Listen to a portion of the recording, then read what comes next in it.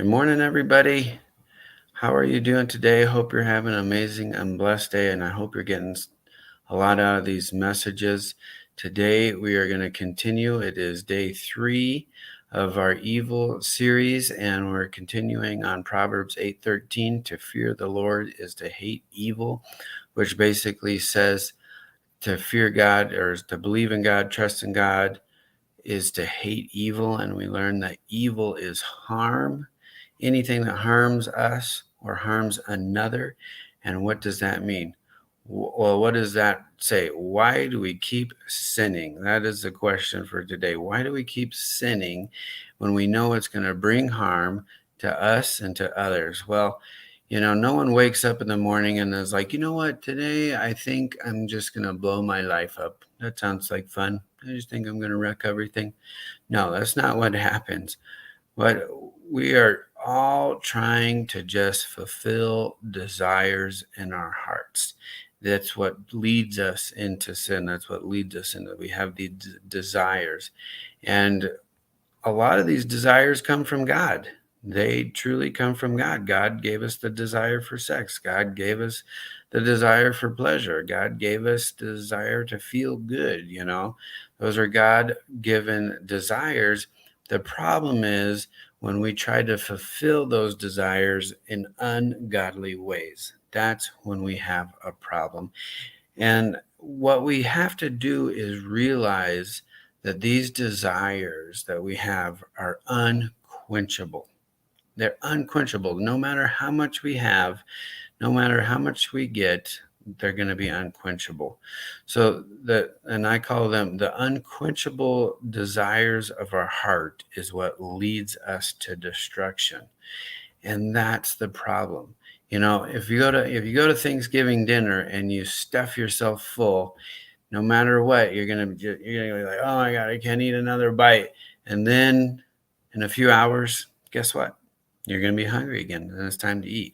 So these things will never bring true satisfaction, and they'll never be quenched. So what do we do?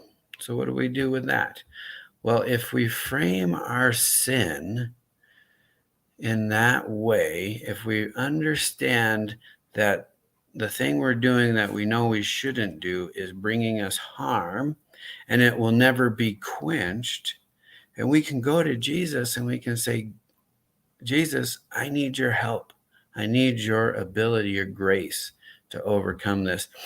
See, 2 Corinthians 12:9, Paul is talking to God about his thorn in his flesh and needing help with it.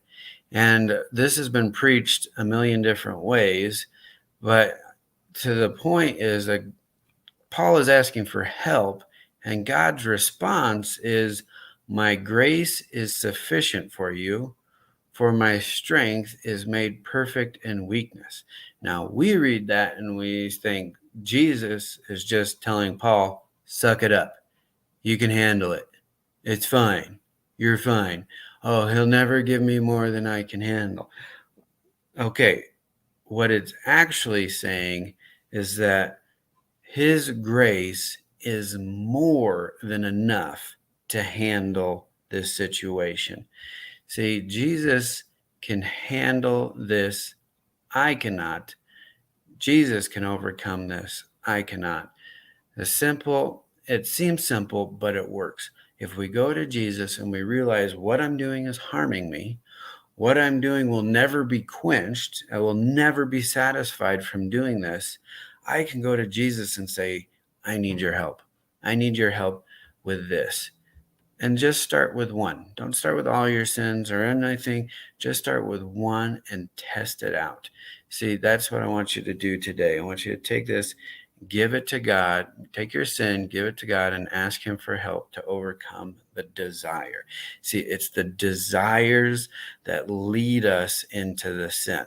So if we overcome the desires, and we know that that's not going to satisfy, it's not going to help us, it's going to harm us, that just makes it easier to say, Jesus, I need your help with this. And guess what? Yes, it will be uncomfortable, and that's the problem. Discomfort up front, remember, fulfilling pleasure later. So I hope this helps you. I hope you have a great and amazing blessed day. Like and subscribe and all of that stuff, and we will talk to you